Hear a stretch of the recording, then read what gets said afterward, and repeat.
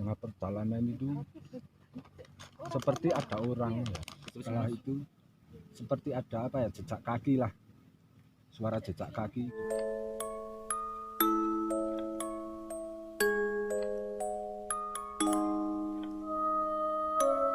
Oke, hai sahabat savana.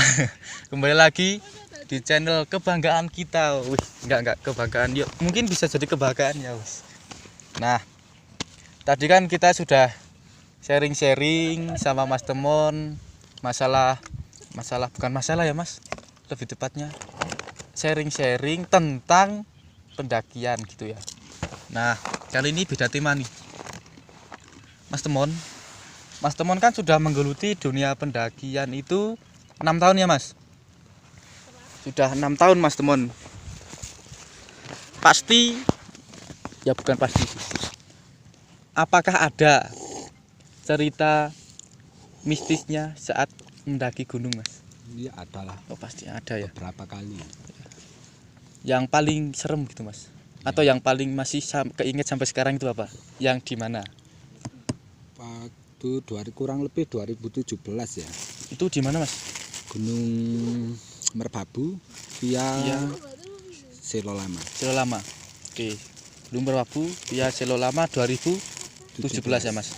Nah, oke, langsung saja ya, Mas. Ceritanya itu gimana? Ceritanya kita berangkat itu 7 orang. Ganjil tuh, Orang ya bisa dibilang ganjil lah. Ganjil ya, Mas. Kan kalau menurut orang-orang jangan sampai ganjil lah ya kalau naik gunung. Ya, Nah, kalau itu kita kepepet. bertujuh itu naik dari Selo Lama. Awalnya sih terasa ya kita senang-senang, Masih santai biasa gitu, Mas. Masih santai. belum mencekam ya. Nah, sampai pos 1 itu Pukul berapa, Mas? Kira-kira berapa ya? Kita berangkat jam 7-an ya. 7 sore atau 7 malam atau 7 malam 7 malam dari rumah atau dari treknya? base camp. Oh ya. Dari base camp 7 malam. Terus sampai pos 1 pukul Ya setengah 8-an lah. Kan kita jalan kaki kan. Jalan kaki pasti lama. Beda kalau naik ojek kan. Nah, Oh iya, benar-benar, Mas. sampai pos 1 sudah terasa agak merinding ya sebenarnya. Udah kerasa Aneh lah ya. suasananya. Sudah merasa ya. Waktu itu saya di pojok belakang. Jadi sweeper ya, Mas. Sweeper. Oke. Di pojok belakang. Padahal saya itu sudah berada di paling pojok belakang ya dalam perjalanan. Pojok belakang ya. Tapi rasa-rasanya itu seperti Ada apa ya? yang bututin gitu atau Enggak ada orang lagi di belakang saya, rombongan saya. tapi Nah, nggak ada orang aslinya yang, atau gimana? ya masih rasa-rasa lah sebenarnya. Tapi itu yang jalan itu cuma satu rombongan Mas Temon Iya doang, betul, nggak ada pendaki lain, rombongan lain. belum ada. Oh, gimana? Terus gimana itu, Mas? Itu waktu itu saya, Rizka. Nah yang di depan saya itu si Rizka ini. Oh, jadi si Rizka itu nomor 2 dari belakang. Nah ya. Terus nggak taunya dia itu apa ya, tiba-tiba lari ke pojok depan ya, saya cuma nggak tahu ya sebabnya apa Ya. Nah terus dari situ saya mikir Udah agak aneh gitu. agak Oh, aneh ya. ya sebenarnya. Terus berjalan sampai pos 2. Sampai pos 2 saya hitung rombongan itu masih 7 orang ya. Masih 7 orang. Waktu itu istirahat agak lama sebenarnya. Di pos 2 itu, Mas. Kira-kira pukul berapa? Kita foto-foto dulu. Malam foto-foto, Mas. Ada Tapi nggak ada foto yang nampak. Nggak ada, aman berarti ya, Mas. Aman. Aman. Terus kita jalan lagi menuju pos 3. Di tengah perjalanan itu seperti ada orang ya. Ada orang di belakang, padahal saya sudah di paling pojok. Pasti Mas Temon itu paling belakang terus gitu, Mas. Jadi sweeper terus gitu ya. Iya betul. Oke, terus Setelah Mas. itu seperti ada apa ya, jejak kaki lah. Suara jejak kaki gimana, srek. Waktu itu belum berani noleh ya. Ya. Selama-lama saya tahan ya, mungkin penasaran mungkin ya. Saya noleh itu ada sosok ya, mungkin sosok ya, bisa dibilang begitu. Terus apa ya, penampilannya itu seperti apa ya, pendaki ya pendaki profesional lah. Itu cowok, kira cowok atau cewek? Ya mungkin cowok, Tapi enggak lihat mukanya. nggak lihat soalnya ketutup semua kan. Ya. Terus dari situ saya mikir, Nah, tapi mungkin itu anak solo hiking itu atau gimana mungkin?